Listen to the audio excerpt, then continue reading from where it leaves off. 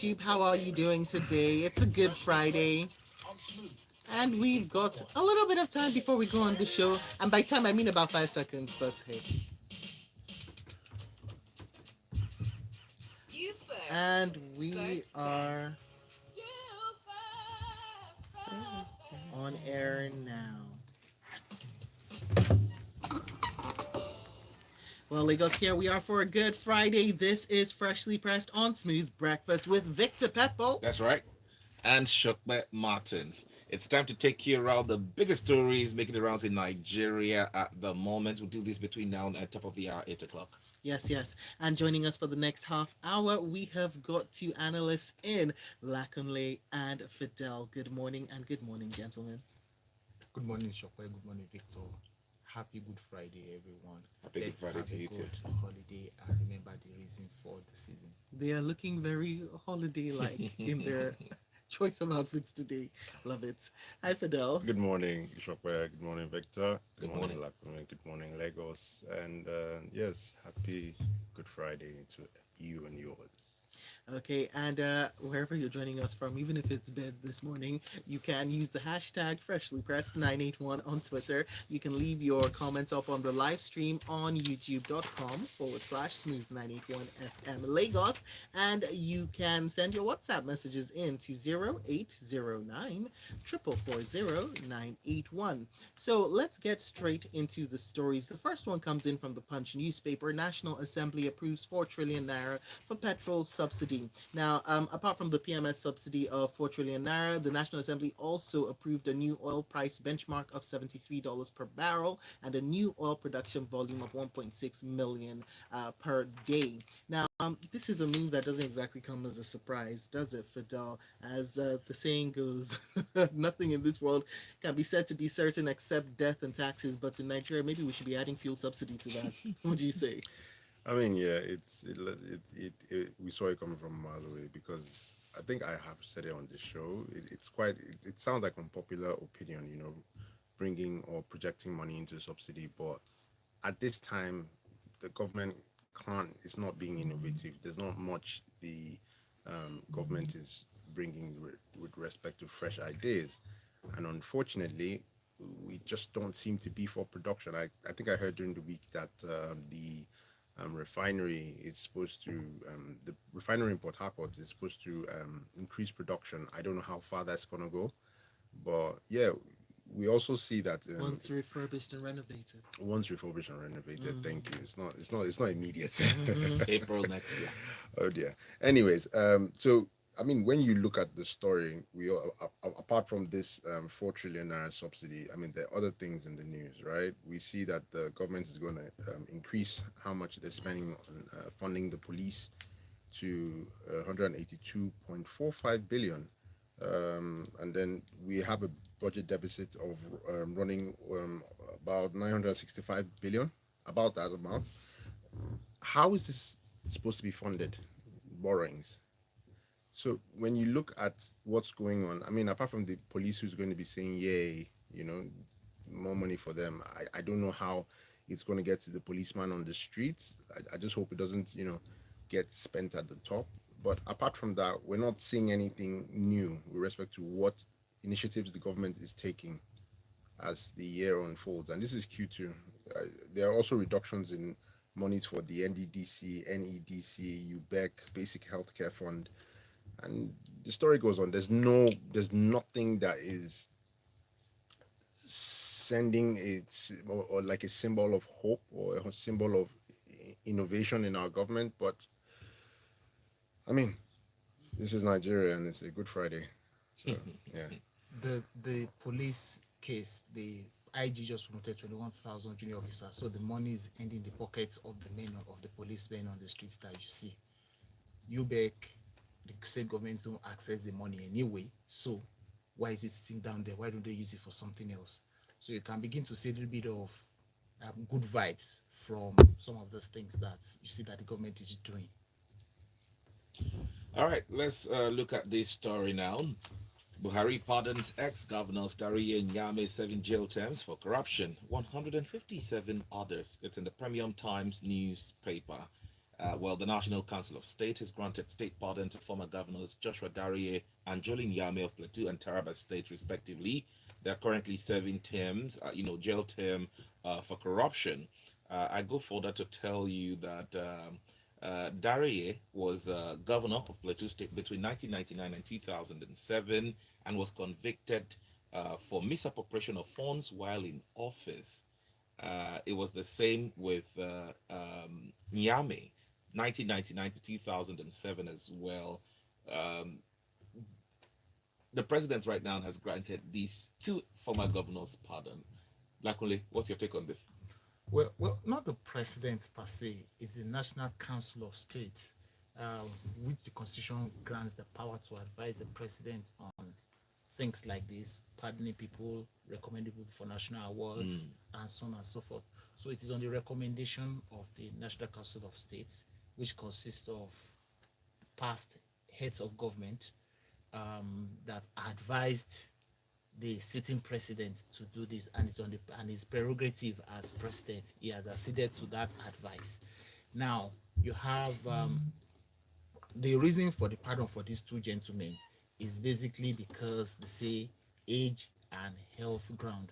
So my first reaction is to say I hope that they don't get well enough immediately to run for Office office again in in 2023 2023. because Darie or Nyame, can't remember which of them, was convicted in June 2018. He was still senator from prison till 2019.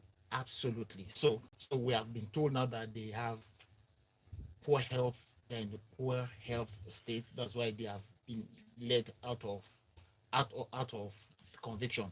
Oh, yes, I see Uh, that that's Nyame, the former governor of no, Taraba State. Darie was actually a sitting senator as at the time of his conviction. Okay. Okay, so he actually contested that conviction in the Supreme Court, and the Supreme Court agreed with him that look, you can, and the Supreme Court said no, you are guilty of the offense, but you cannot say, but there is nowhere in the Constitution that allows a first timer to be given the maximum penalty. So his term of prison was reduced at that time, but now he's got a full pardon. That means he's going home. Also to note is also that in that list consists of Major General Tajuddin Olariwaju, one of the people one of the people named as plotters of the coup against General Abacha, and then another set of junior officers that were part of the Gideon Oka coup of 1990. Coincidentally, that coup happened April 1990, I think 21st of April 1990. So those people have spent 30 years in jail, right? Whether they were complicit or not, that's not the story, but that they are now free to go home. Now, like I just noted when I was going through the story, I just said that for me, in my opinion, I think that this is just a matter of what my people call chickens don't eat each other's intestine. These politicians, they have a way of looking after each other. And that's what has happened there. You now see that somewhere somebody is quoting the law clearly for us, which is actually written that you can't give a first timer a maximum sentence. But what does So this mean for an average Nigerian politician? Because some Nigerians were excited about the conviction, right? After over 10 years, they served as governors between 1999 and 2007. We saw the convictions happen between 2018 and 2019. And finally, 2022, oh, they are let go on and the health lesson grounds. for all of us in all of this is that look, it's all right to sin in quotes. Just take a little bit punishment, then you go back home and come and enjoy the loot of what you have stolen. Because nobody's talking about returning the funds that they were convicted for misappropriating.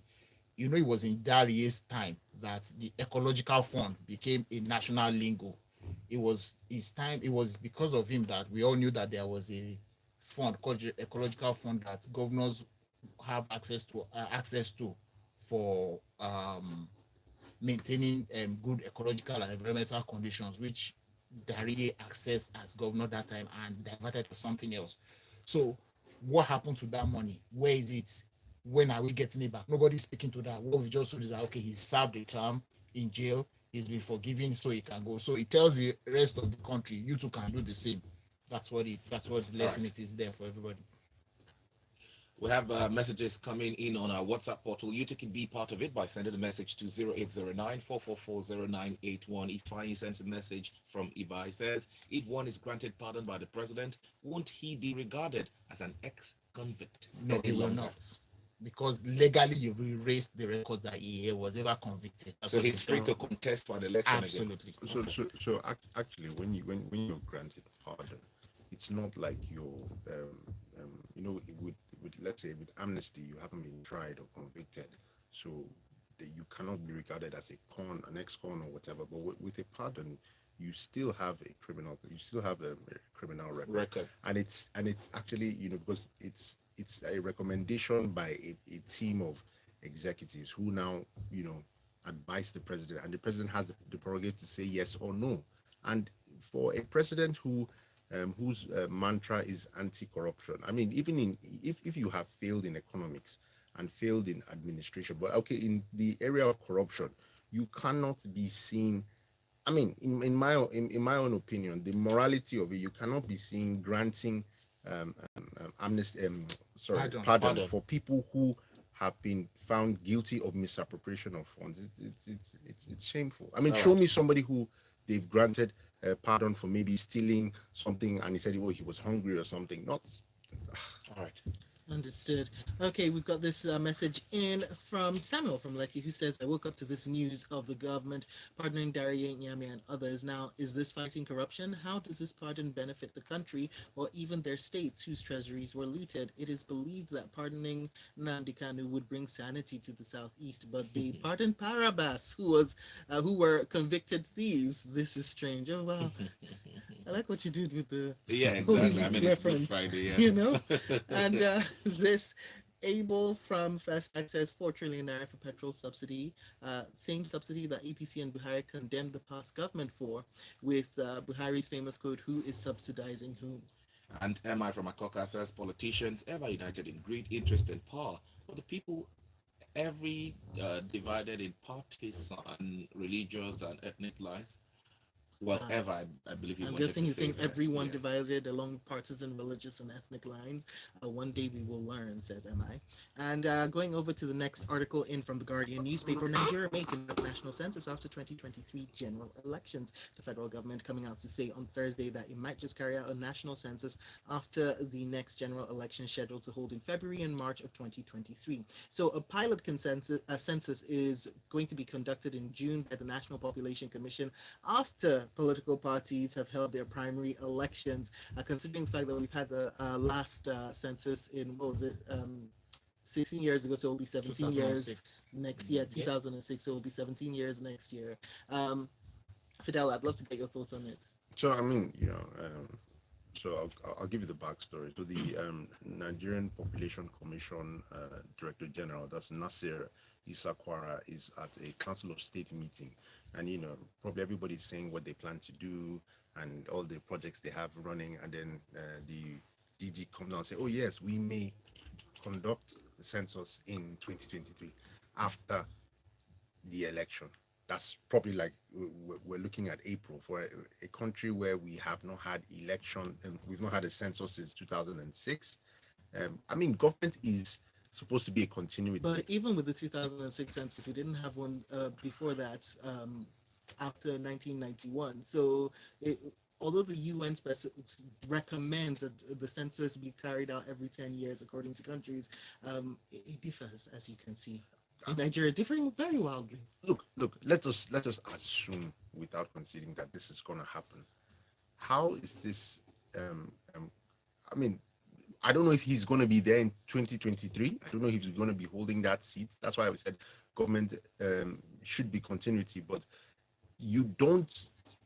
You've been sitting there for how many years now? I don't know, but let's say 4 years, and then it's at the end of this administration you may conduct this census in 2023. I don't know. I think the facts will speak for itself. If he says April, this government isn't going to live until May. Yeah, so April is the part of the tenure of this government. So just to add some Just point putting to the that in there. correct.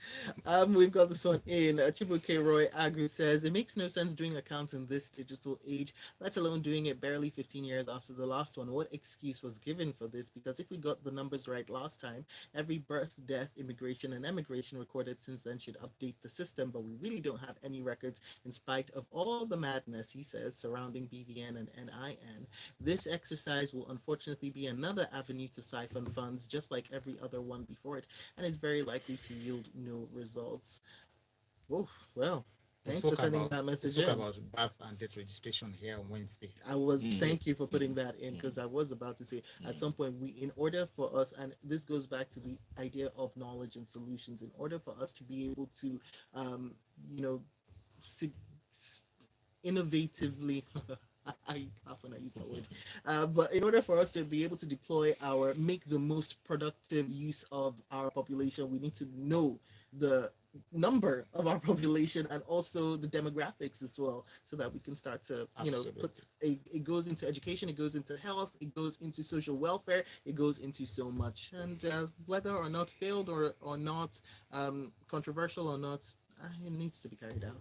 We'll come back to the messages. Keep them coming through on 0809 444 0981.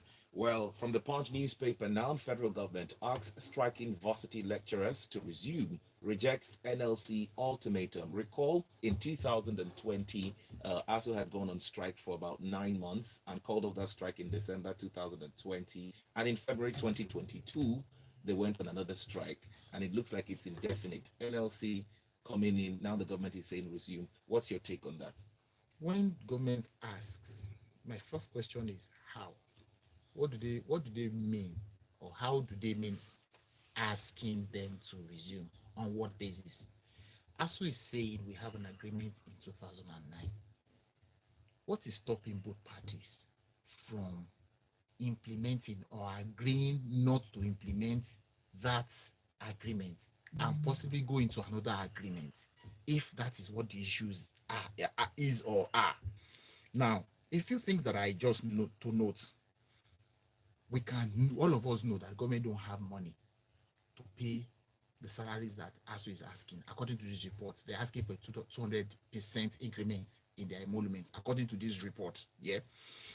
As government don't have that money. We just spoke about increasing subsidy Subsidy. to 4 trillion now, borrowed money. Would governments go and borrow money also to meet this demand of ASU? That's one. Two, governments don't want to hands off ownership of tertiary institutions. Capacities. They just approved um, um, 3 or 4 new ones sometime last week. 12, yeah, thank you, last week. Three, ASU itself should not dictate to government who is their employer, how they should be paid, because that's part of the fight that is on ground that caused the strike. They're saying they don't want to be part of IPs. You know, I don't think that is a fair thing on an employer for the employee to be dictating how you will pay them. The important thing is for you to get your salary. Yes, it doesn't matter whether it's Ghana must go they use or a bullion van or whatever. Okay. Four, both parties have to be reasonable in their demands. We all know where we are as a country. We all know what is available. We all know what is not available. People need to shed their egos and go into this thing with clear heads as to what solutions are possible. And finally, both parties should know where we are today, that we can't be doing the same thing the same way over and over again for 60 years and expect a different result. That is becoming a cliche. It's becoming a song for me every time I come here and we have to discuss some of the things that is happening in our country. We keep doing the same. Look, ASU goes on strike every time. They've been striking since 1991 or 92. And it's always been the same thing. Funding the university, hands off the ownership, pay me more salary. It's the same thing every time. And nothing has changed. This is 40 years after, 30 years after the first strike. We're still talking about the same problems and we're still trying to solve it the same way. And secondly, what both parties should know, they are affecting the lives of our young people. We are here, we complain every day that our young people are doing drugs, they are doing cults, they are doing what's the name of that thing they do now? Yahoo Yahoo or what they Or call it. fraud. They're doing fraud. They do all this because, like they say, the idle mind, not the hands, the idle mind is a devil's workshop. All right. Every time you keep these people at home, they want to fill the time with and space with something. You keep them engaged. We're also affecting the lives of their parents who can't plan. You send your child to the school, you plan that, okay, within my work life, this is the time we're going to send the children to school. Now they don't even know how to. So this is why we need to work out something to resolve all those things. Then All right, thank you very much. Now let's get back to the WhatsApp portal. Quite a number of messages. Ace from Agor says this is a clear case of how to get away with crime. This government has totally rubbished their anti-corruption fight. And good day, luckily, government don't have money for the education system, but has money for petrol subsidy. That is unaccounted for. Our priority is upside down. Abel from Festac.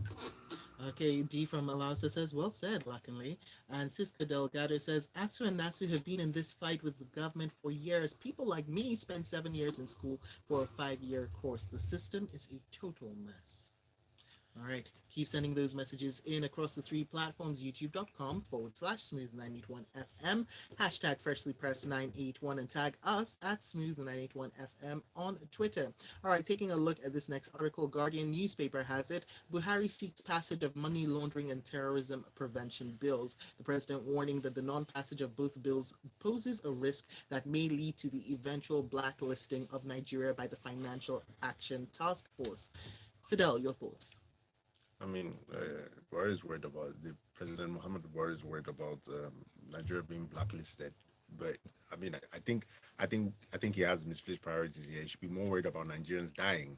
You know, so we're looking at passing the money laundering bill and terrorism prevention bill. Fine, that's all well and good, but I don't know. I don't think. Look, the truth is this: terrorism is big business. It is big business, and funds, people are making money off these things.